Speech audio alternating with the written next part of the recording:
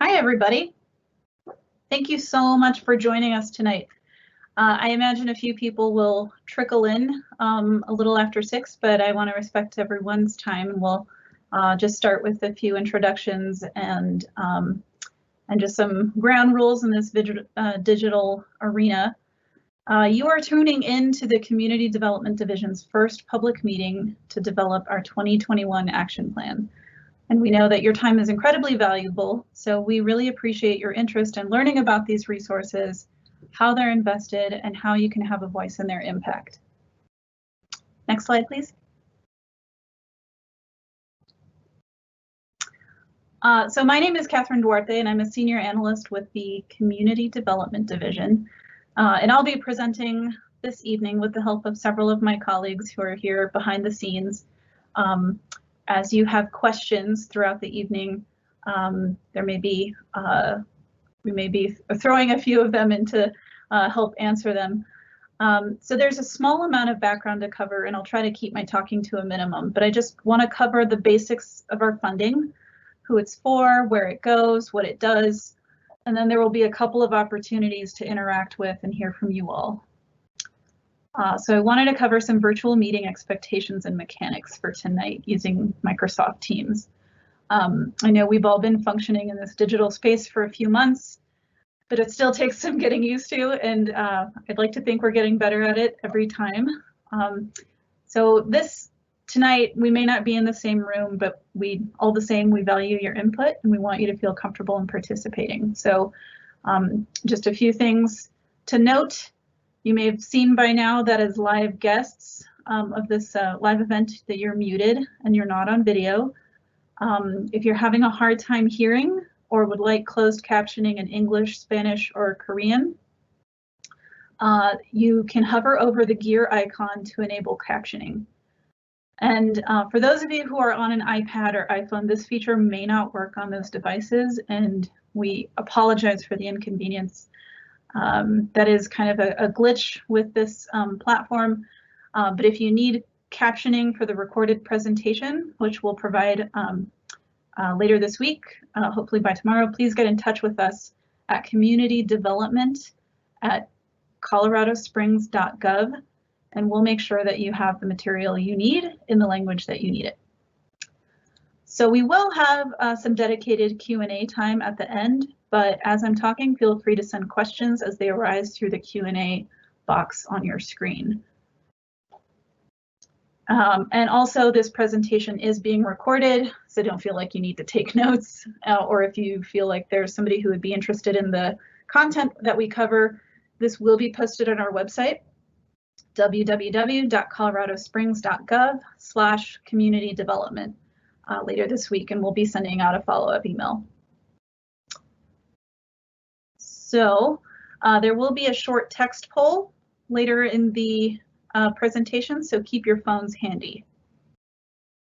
Next slide, please.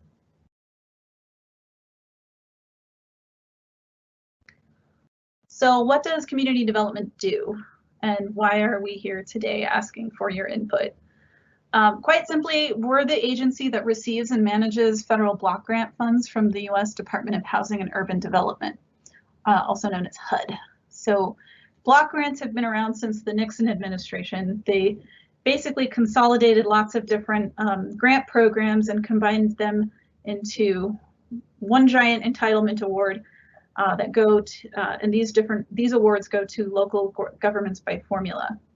This formula takes population, poverty, and a lot of other factors into account, so these funds can address communities in need.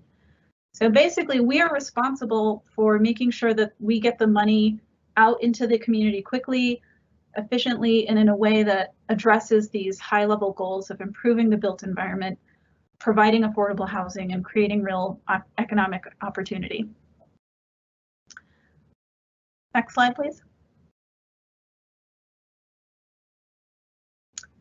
We have a variety of resources to accomplish this, the goals that I just mentioned earlier. We receive funds for 3 different HUD programs. Community Development Block Grant, or CDBG, probably the most well-known one of the 3. Home Investment Partnerships, or HOME, and the Emergency Solutions Grant, or ESG. Of course, they all come with their own sets of regs, to be sure, but together they help us address different community issues. Cdbg is the largest source of annual funding, and it has what you'd call the widest umbrella. It covers things like capital improvements to childcare to home rehabilitation, to small business assistance. It's a very versatile fund, and it covers a ton of things. The Home Investment Partnership Program, also just known as HUD, HOME, that's dedicated to affordable housing, from building new projects to supporting tenants and home buyers with rental assistance and down payment assistance.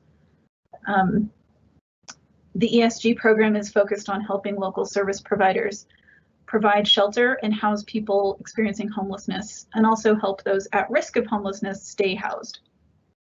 Lastly, program income is not a federal resource, but it represents the small amount of revenue that we get from loans that we've provided for housing development or their rehab projects. Next slide. So all of our funds must directly benefit low-income households who reside in Colorado Springs. We can spill a lot of ink about the indirect impacts of these funds, but ultimately families and individuals in poverty must be the direct beneficiaries of the projects we fund. In doing this work, and specifically with grant funds, our division is able to direct these funds at high-impact projects, help our most vulnerable neighbors, and leverage tens of millions of dollars in public and private investment at no cost to the city. Next slide, please. So we're a small staff. The Community Development Division consists of 9 people. How are we able to provide housing and other economic support and other social services to the whole city with a staff of 9? As I mentioned before, we're a pass-through agency and we let the experts handle it.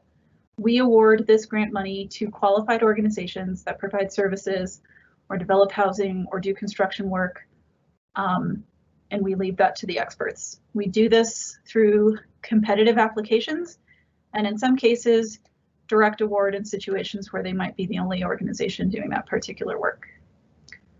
And part of our job, which you're helping us with tonight, is to make sure that the overall strategy for these funds makes sense and that we're nimble enough to respond to need in the community in real time.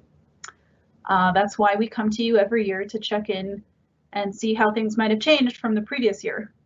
Like say a global pandemic happened and it skewed all the local indicators that we had from the previous year. That would be a good example, but pandemic or not, we do go to the public every year to kind of recalibrate, really do a gut check on our priorities and our strategies and see what people are dealing with and what kind of gaps in services and neighborhood conditions people are experiencing. Next slide, please. So the city has received these grant funds for decades, so I won't bore you with a complete history of everything community development has funded, but this is a really short and not quite, definitely not comprehensive snapshot of what we've funded in the past year or two. And I include these specifically to show the breadth of the impact and the variety of project types that contribute to stabilizing struggling neighborhoods, keeping folks in their homes, building new housing, addressing public health crises, etc. And this list is really, I include some organization names and a brief description of what the projects do, but only to illustrate that these funds truly do, they're truly targeted to the most vulnerable. And when we say vulnerable, we mean people who are making less than half of the median income, people who are elders, people who have limited income, people with disabilities, people struggling with addiction and homelessness, families with small children. This is what we mean when we talk about vulnerable populations. Next slide, please. So with that kind of flexibility to cover the kind of breadth of projects that I just showed earlier, we clearly need a focus. So that's why we have a 5-year planning framework that gives us clear lanes to play in. And in 2021, or for 2021, this coming year, this will be the second year of our current 5-year planning framework. And these 5 items that you see in front of you, these are the priorities that we set, again, with the public's help last year. So everything that we do is really funneled under these 5 main priorities: affordable housing, housing and supportive services for the homeless, targeted assistance for nonprofits, improved infrastructure and public facilities, and neighborhood economic development. Next slide, please. So with all of that background out of the way, you're probably wondering how much money we're talking about. So this slide shows you a pie chart of all the resources we're expecting for the coming year, for 2021. So these are estimates because Congress hasn't passed a budget for 2021. We're currently operating, the entire government is operating on continuing resolutions until Congress finally passes one. Even with that being the case, we're still required to proceed with our planning and working with the community using a best guess. So the numbers that we're projecting, these estimate a 10% increase across all programs. And when I say 10% increase, a 10% increase from what we received in 2020 across all programs, all federal programs, and no change on our annual program income. And that piece is not affected by the federal budget. So once a federal budget is passed by Congress, HUD will then calculate the allocations to states, local governments, and local authorities, and then we should know how much money we're actually dealing with. And any typical year, we tend not to know that until March or April. So when we do get those final numbers, we will apply the changes on a pro rata basis across the board. But it is helpful to have a strategy in place before we know those numbers. So this is why we're dealing with estimates at this point. So the total in expected award in federal resources is $5.3 million. And that number is really the basis for our big question for you tonight. How would you spend $5 million to help your community? Next slide, please. So as you're wondering how to spend this money, it's important to know that these different funding buckets, if you will, I like to call them buckets, it's important to know what these programs actually cover. So I briefly mentioned a few slides back what these funding programs cover, but this slide shows you specifically the activities mentioned in our 5-year planning framework that we've chosen with the help of public input in the previous year. So these are the lanes that we're working in. Next slide. So as I've been talking about our annual allocation, some of you have probably been wondering if there is any other money at play for 2021 related to the historic $3 trillion CARES Act package that was passed this year in March.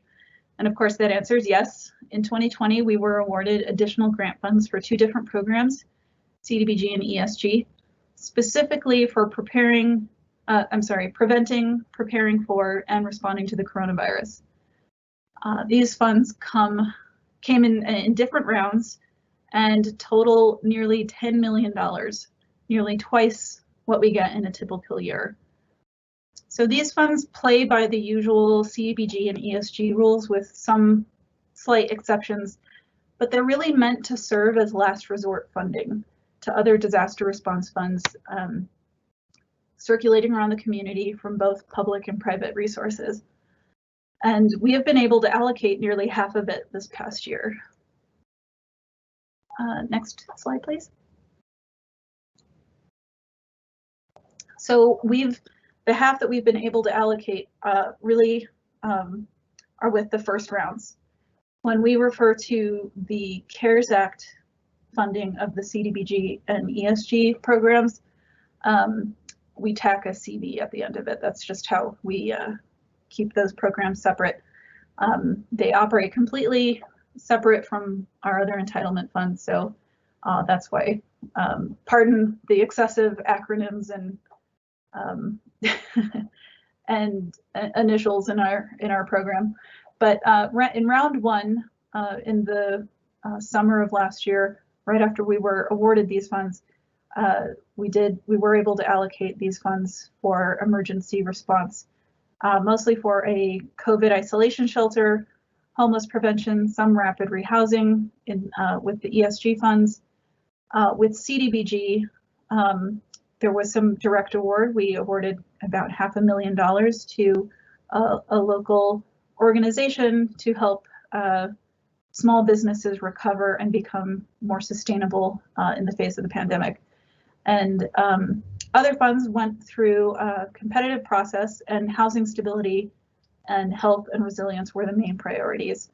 The majority of those funds went to rental assistance, or rather to organizations providing rental assistance to families who've lost jobs or income as a result of the pandemic. Other pieces of those funding went to things like food, meal services, food provision, things like food banks, and internet and equipment for families who need internet access for social distance schooling and things like that. So with the round 2 of ESG CV and round 3 of Cdbg CV, a portion of the ESG CV round 2 has been allocated for, again, for running the COVID isolation shelter that has been set up in City Auditorium. And we've been working with our local continuum of care on a strategy for using the rest of those funds. So we're looking, we've been doing some research on gaps in services in the community, and those will be going, the rest of these funds will be going to priority areas such as safety measures, rapid rehousing, planning for resiliency for organizations, and really keeping people housed. So really focusing on getting people out of shelters as soon as possible and safely housed so that they are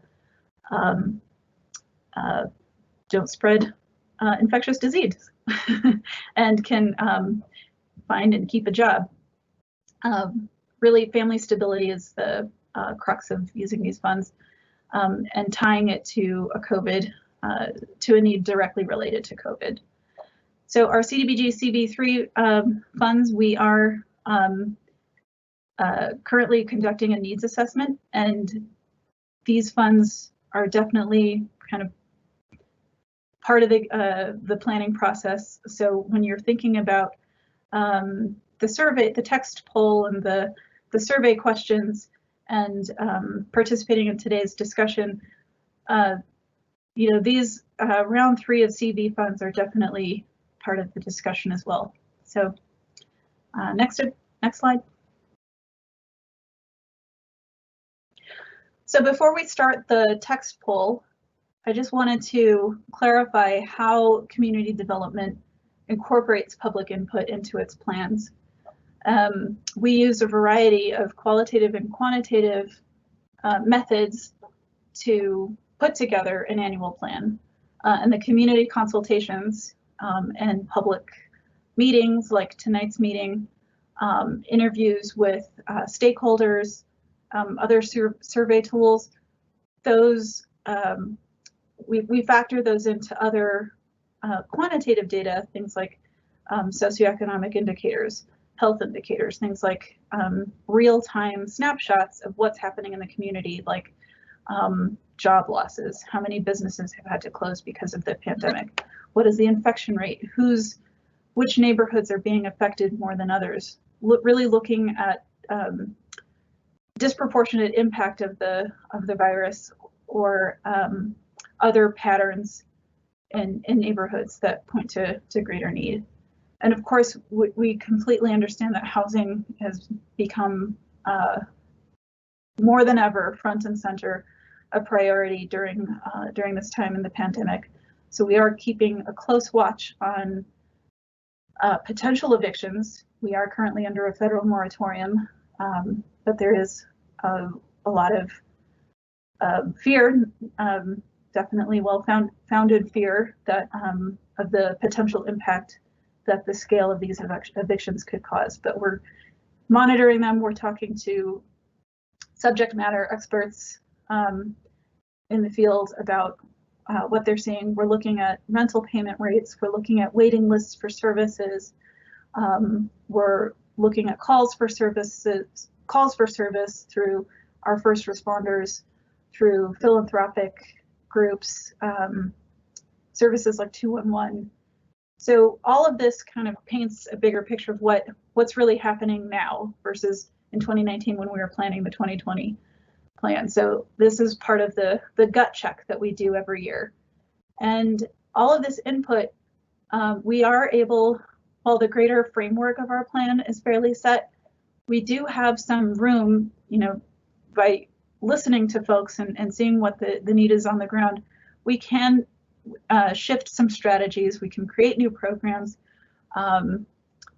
It can change things like how we message, what priorities do we put in the application process, in the applications for grant funds. Are there specific neighborhoods that we need to focus on? Are there new partnerships that we should explore? There are lots of different ways that we can respond, and we really appreciate the kind of input that we hear from folks, from service providers to neighborhood leaders to just random people in the neighborhood. We do get a lot of inspiration from what you guys are experiencing and observing in your communities. Next slide. So if you have your phone handy, we have a text poll for you, and it's the first question might take you a little bit of time, but we have an initial question. Knowing what you know now about how our funds are distributed and what kind of populations they're targeted for, all the different ways that they can be used, kind of the need to get these out quickly. Knowing now what we presented, we invite you to text your response to the question, what would you do with $5 million to help your community? And if you text your answer to that question to the number you see here, 719-838-5204, once you submit your answer to that, it will populate a few different survey questions. So while you're doing that, I just wanted to give you a little bit of background behind these survey questions. The US Census put out a few different text polls throughout from, I believe, April, shortly after the lockdowns started nationwide, through the summer, asking people, just kind of checking in and seeing what their levels of stability in terms of housing, healthcare, and food, and mental health. We took a few of those questions to really look at employment and housing in our own community. So the survey questions that will pop up after you respond to the $5 million question mirrors the questions of the census. So I'm going to be quiet and I'm going to give people some time to text some thoughtful answers to this number, and we will resume with some more discussion.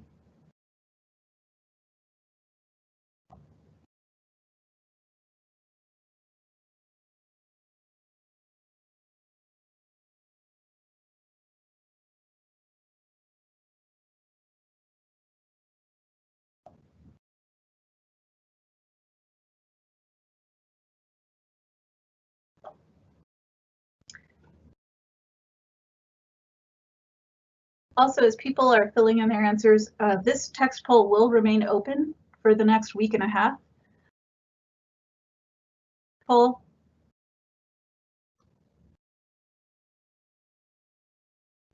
We're going to be closing the text poll on December 11th. So if you want to pass this on, we will be posting this information is up on our website, and you can have a chance to respond to the survey and share the survey with others.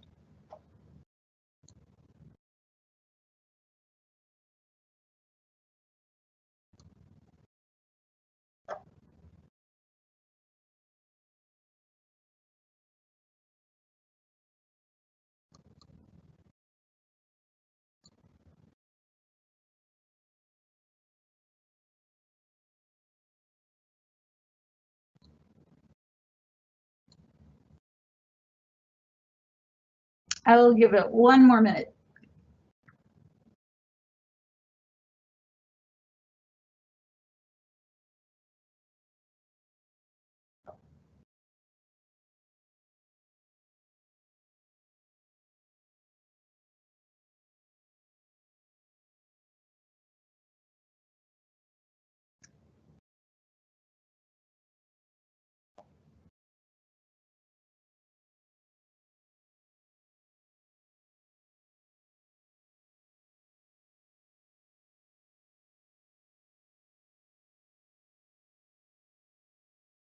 All right. If you didn't get a chance to finish, like I said, the text poll will remain up for the next week and a half or so. Definitely share this with your network. We'd love to hear from a variety of folks. Next slide, please. So our planning period, this is all for the 2021 planning period. Obviously, we're still in the last month of 2020. So there's quite a bit of activity coming next. Basically, we, all the comments that we get tonight, you can obviously email us after tonight. The presentation will be up on the website.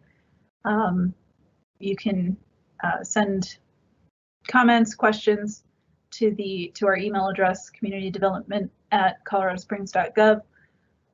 We will be spending the next month drafting and putting together the draft of the 2021 action plan. In January, we will be holding a 30-day comment period during which the draft of the plan will be up on our website. Folks are free to download it, check it out, review it, send us comments via email. During that month, I'm sorry I don't have the exact date on there, but if you check our website in mid-January, we will have another public meeting to go over the details of the plan and really dissect it and field any questions that people have about the stuff that's in it. And the draft of the plan will have a summary of all the comments that we get so far, and a summary of all the conversations that we've had with other stakeholders, like other folks in the city, other service providers. So people will get a sense of who we talked to and what we talked about, things like that. Not related to the 2021 funds, but the CARES Act funds. In January, we will be opening up an application period for the ESG-CV Round 2 funds. As you'll recall, that was an over $5 million allocation. Much of that has been allocated to running the COVID isolation shelter and some other programs that will be run region-wide, such as a landlord incentive program, other things, exciting things like that. This NOFA, as we call it, Notice of Funding Availability, this application period will be not for the full 5 million, but for a substantial amount, the remainder that isn't going towards these emergency shelter and pilot program operations. So look out for that. You can always go to our website and sign up to be on our email list if you'd like to get notices about the opportunities like these. And then in February, after the close of the 30-day comment period, we will be bringing the draft of the plan to the City Council. It will get 2 readings, and in February, City Council will approve, hopefully, will approve our draft of the 2020 action plan for submittal to HUD. At that council meeting, there's always, at every council meeting, there's opportunity for public comment. So if you feel like you didn't get your public comment in during the 30-day review period, you're always free to check out that City Council meeting. And again, we will post all of these important dates on our website. In March, we will be awarding those ESG CV2 funds. And then at the end of the month, our 2020 program year ends. And at that point, we will be preparing to open our application period for 2021 grant funds for public services and our regular ESG program. And then on April 1st, 2021, we will be starting fresh and our 2021 program year will officially begin. And for everybody who's received funds in 2021, they have until March 2022 to spend them. So just as it's important for us to get those funds out, it's important for our subrecipients to manage those funds wisely and to spend them quickly. Next slide, please. That's about it. I've been talking for about half an hour, and I'd like to leave as much time for the rest of the time we have together to answer some questions from you all. So if you can find the Q&A box on the right-hand side of your screen, feel free to send in thoughts, ideas, questions about anything that you've that I've talked about so far. And I have a few prompts here. You know, you have if there are any questions that you have about any of the specific topics, I can always go back to the slides. If not, feel free to respond to some of these prompts on the screen here.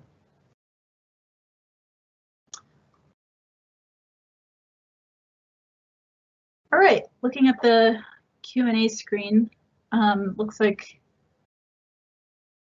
we have a question. When will Colorado Springs provide reasonably priced housing for seniors? Would any of my colleagues like to jump in on this?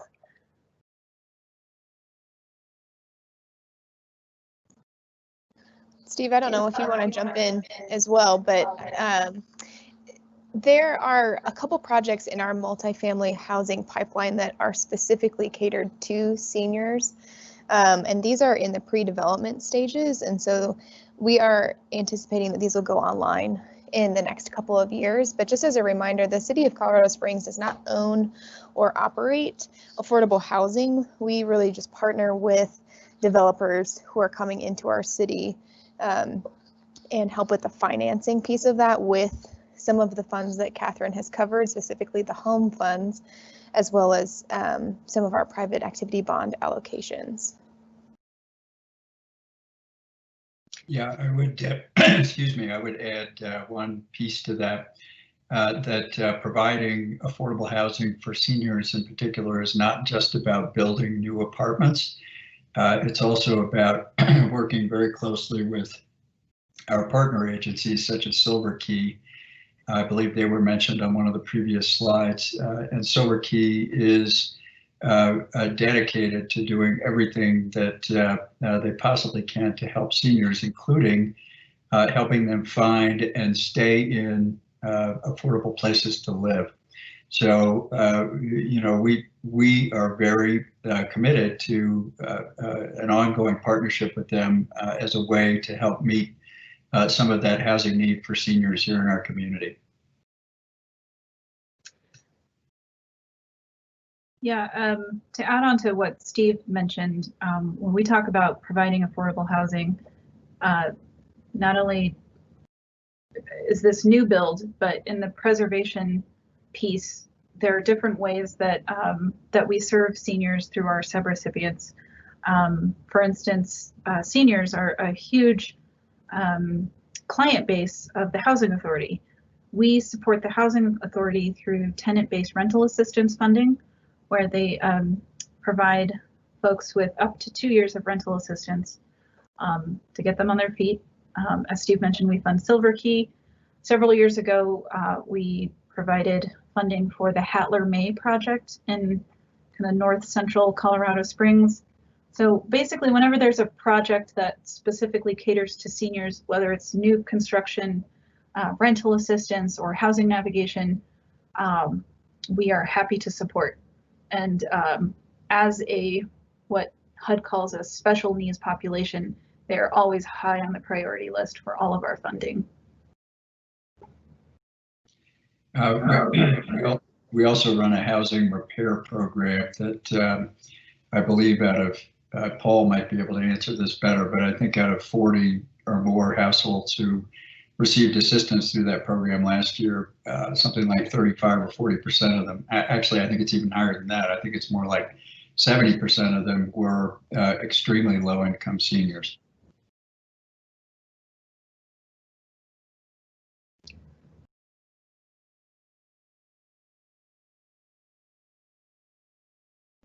So as we're starting to answer these questions, we'll screen grab a lot of these questions and hope to include these and hopefully let us know if we didn't answer your question fully, but we will include these in the draft of the plan just so you know, the record of answering these questions is available to everybody. But if let us know to the person who asked that, if you have any follow-up questions, let us know if there was anything else that we can cover. Next question, lack of affordable housing is the largest single problem in our community. Even when people do finally get a housing voucher, often they are still unable to find a house due to the limited number of landlords who accept vouchers or the additional cost of deposits not covered by the voucher. Is there any interest in using these funds to incentivize landlords to accept housing vouchers or to provide additional funds to cover deposit or application costs? I'll jump in on that one. We actually are involved in a strategy and a conversation with the Apartment Association of Southern Colorado, which represents the largest number of property owners and property managers here in our community. And we are working with them to find out exactly how to structure a landlord incentive program like the one that you're describing to see if we can increase acceptance of vouchers across Colorado Springs. Not only is that an issue for people who already have a voucher, it's a big issue in terms of getting people out of our shelter system and into better, more stable housing situations. So that's one that we are working on pretty hard right now, and hope to have see some results on that over the coming year.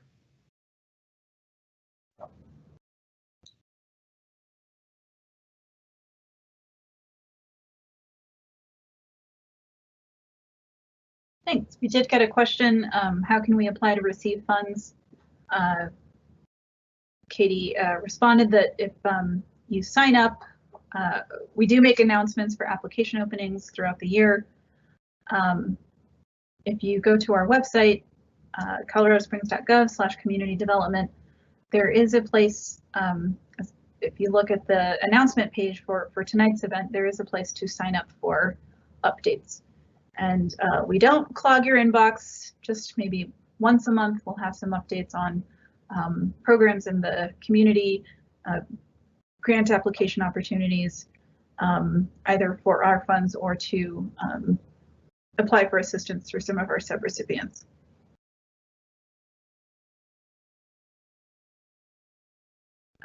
Next question, and it looks like my colleague Naomi is replying to this. Do nonprofits need to apply each year for an ongoing project, or can funding be for multi-year projects? I can actually answer that as well.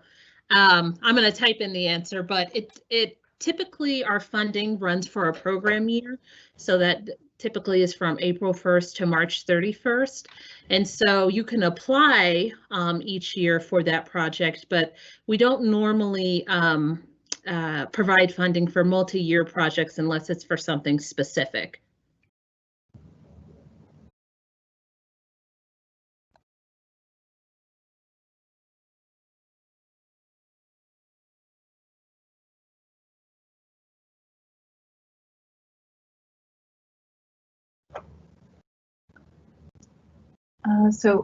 Then I see Katie is responding to the next one, the one after that. These developers that come into our city construct expensive apartments that are out of reach for most seniors. Rents are definitely climbing, and it's we acknowledge that it's harder and harder for folks on a limited income to achieve these rents. We're working really hard to meet that middle ground and to help those at the lowest end of the economic spectrum help make that rent. But I think it's also important to build on that a little bit. yes, we have a lot of developers who are from out of town who are coming into our community to build apartments here. And yes, a lot of the rents that are in those new apartments are higher and out of reach for seniors. But I think the thing to remember about that is that one reason why so many developers are coming to Colorado Springs is because you can still get projects built. There are a lot of places, Denver, and particularly around the Denver area, where it's just become absolutely too expensive. And that's one of the reasons why developers are looking to Colorado Springs. Now, there are some benefits to that for the affordable housing community, because we're not just getting developers who want to put up brand new luxury apartment buildings where they can get top dollar for the rent. We are also getting some very dedicated, mission-driven developers who specialize in the type of affordable housing that our community really needs. And that is, I think it's important that we don't lose sight of that.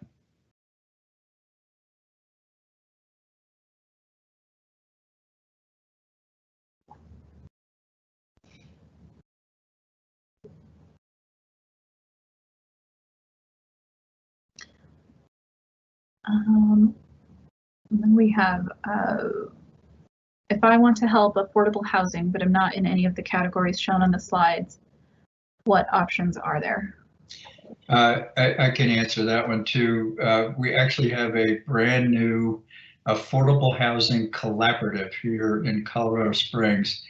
And if somebody on staff has their internet open and could type that into a Google search, we could post the web link to that here in the Q&A. That group can help connect people who are interested in being engaged with the effort to provide additional housing here in our community, with different organizations that are already working on that, and help provide information and ways for people to contribute and to get involved. Is it the Affordable Housing El Paso co.org, Steve? Yes, okay. Exactly. Perfect, thank you. And then, are you connected to the Housing Authority? Finally, an easy question. No, we are not, but we work very closely with both the El Paso County Housing Authority and the Colorado Springs Housing Authority. We receive totally separate funding streams, but we work together. For instance, we're working with the Colorado Springs Housing Authority on making a lot of their units more accessible. So we do try to work together to increase accessibility and to help house people exiting homelessness.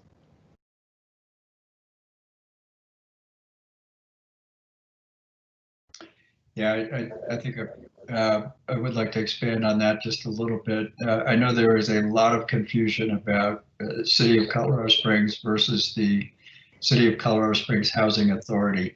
And they are two separate organizations. If you're interested in a rental voucher or trying to get housing assistance through the Housing Authority, you do need to apply directly to them. The thing about the Housing Authority that is always front and center for us is that they are the housing entity here in our community that serves the lowest income people here. I think more than a third of their residents are extremely low income seniors. I believe Catherine mentioned that. Many of them also with disabilities. And these are the folks that really do not have a whole lot of other housing options. And the Housing Authority is the group that really is driven and committed to helping those folks stay housed. And because they serve so many really truly low-income households, we do consider them a priority funding agency. And we do take a very close look at all of the projects that they get involved with to see if there are ways that we can help make them happen.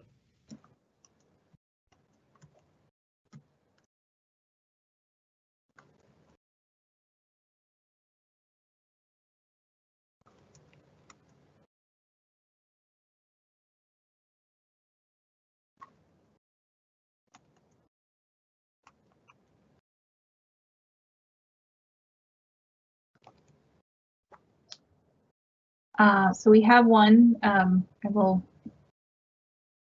with the whole staff. What are the greatest obstacles you face as a unit to doing your work? And since we've been kind of piping in, I introduced myself, but I definitely invite my colleagues to speak on this. We have Barb Van Hoy, policy analyst, Katie Sunderland, planning analyst, Steve, who you've heard from a few times, our manager here at Community Development, and Naomi Clark, compliance analyst. So I will open the floor to you all and share the greatest obstacles that you guys face in your work.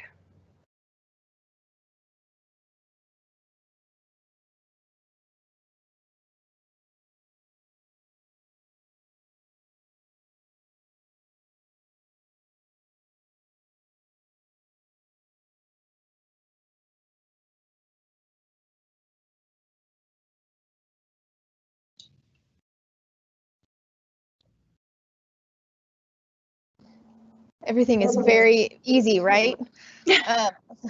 I work with Steve a lot on affordable housing. And I think right now one of our biggest obstacles is that we don't have enough funds for the number of projects that are asking for funding. There are quite a few developers that are coming into Colorado Springs who see a need for affordable housing in our community and are looking to us to help them through the process and help them with some of their gap financing. And we really just don't have enough resources to go around to fund some of these really great projects that are trying to be built in our community. I would echo Katie's sentiment. This is Naomi Clark. I work specifically with our Cdbg and ESG funding programs, and probably one of the biggest obstacles that I see is we get applications from many of our community partners and nonprofits for these funds, and it's hard when we don't have all of the resources needed to award all of these wonderful projects. And so it makes it hard to try to get out the funds as effectively as possible to as many people in our community as possible, while also being a good partner to our nonprofit agency. So for me, that's probably one of the bigger obstacles, as well as just, you know, wanting to have more resources to serve more people. And I think my 2 cents to this question would just be the larger picture of like all of the problems upstream that contribute to how hard it is to run these programs. We, you know, some of the biggest issues are things that we just can't, we have no control over. Like, you know, rents are going up really high and they're not matching the rise in wages. It would be really great if wages were higher. We would probably see a significant drop in need for the services that our subrecipients provide. And you know, we see a lot of folks who are in homeless shelters who work full-time jobs, and that just should not be the case. You should not work a full-time job and not be able to afford a home. So I think the bigger upstream issues for me are the hardest, you know, to deal with, because they're completely outside of the realm of our work. But I do feel grateful that we get to work with people who across all sectors, and you know, we share information back and forth, and I'm, you know, fairly outspoken about some of these upstream issues. And I think that ultimately, you know, to end on a positive note, everyone that I work with, from our subrecipients to folks at the city, everyone is just concentrated on helping people on the street. Like we're meeting people where they are and just making things better. So if, you know, as long as we have those people who are concentrated on problem solving, I'm hopeful that we can, you know, get on the same page about addressing those upstream issues like wages.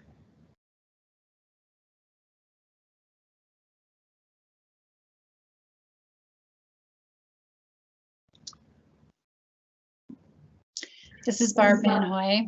I'm the newest member of the team, and still, sort of learning how everything works.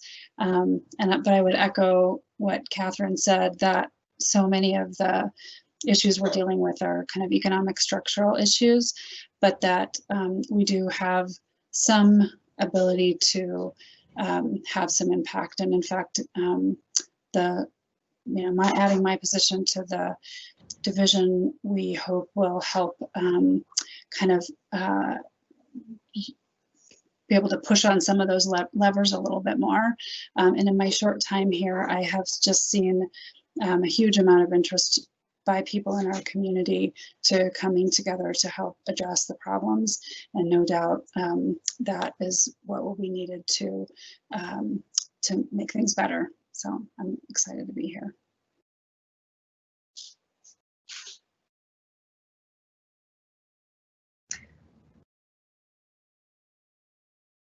And I see that Naomi is responding to the question concerning the upcoming funding associated with the CARES Act, like ESG CD2 and others.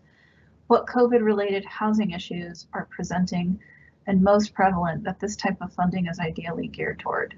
What did we learn in the first round? I'd like to hear Naomi's response if there's anyone else that would like to talk about the CARES Act funding. Oh, great. Naomi, you want to expand on your answer a little bit?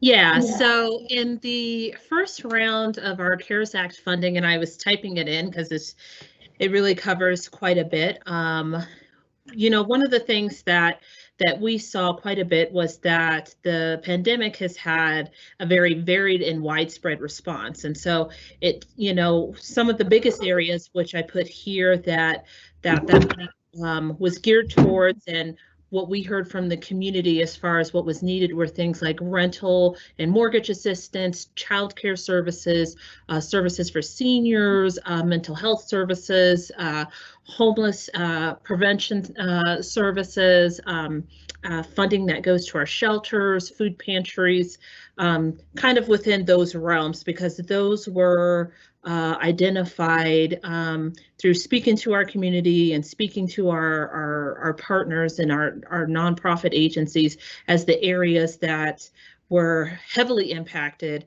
and that really needed us to kind of gear those funds towards first. And as we kind of move through this pandemic, I think it's going to be much more of that, just us kind of doing what we're doing now and trying to get that community and public input and reaching out to our different partners to really understand from them directly, how do we gear these funds to be the most impactful that they can be. But in the first round, that's kind of gives you an idea of where those funds were geared towards. I will put a link in here as well.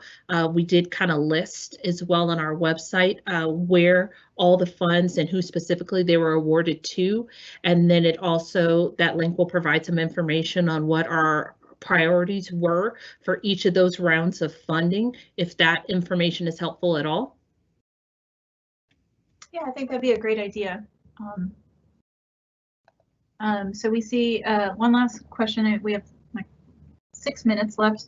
Are we seeing an increase in funding from DOLA, the State Department of Local Affairs, due to unclaimed Treasury funds?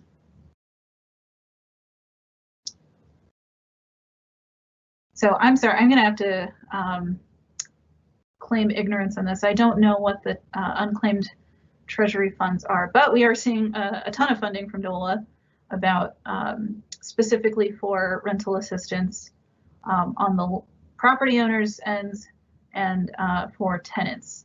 And they are deploying those funds all over the state.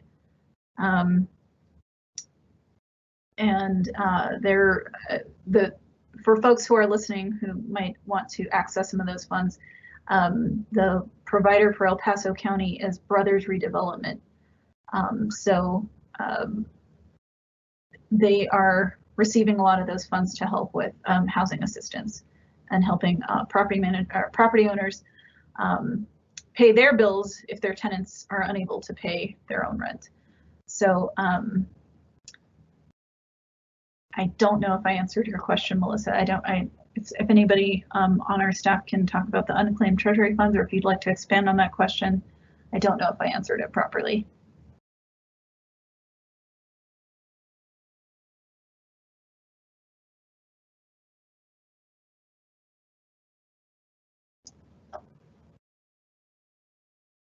But just in case, I will do some more research on that, and in the meeting record, I will include the answer once we post it, and I'll make sure that you get that, Melissa. If there are any other questions, let us know. If not, I'm happy to let everyone go 3 minutes early. Any other final comments from my team members? Good on this end. Great. Don't forget to sign up for our email list if you're not already on it. We will be sending out the slides for this presentation, as well as a link when it's available to view online. And please keep sending us questions and comments by email. Please do share that text survey with your friends and colleagues. We really appreciate the feedback. Thank you all so much. I know that there's a lot that you all could be doing on a Wednesday evening, so we just really appreciate your time. I hope you stay in touch, and we will do the same. Thank you all. Have a great evening.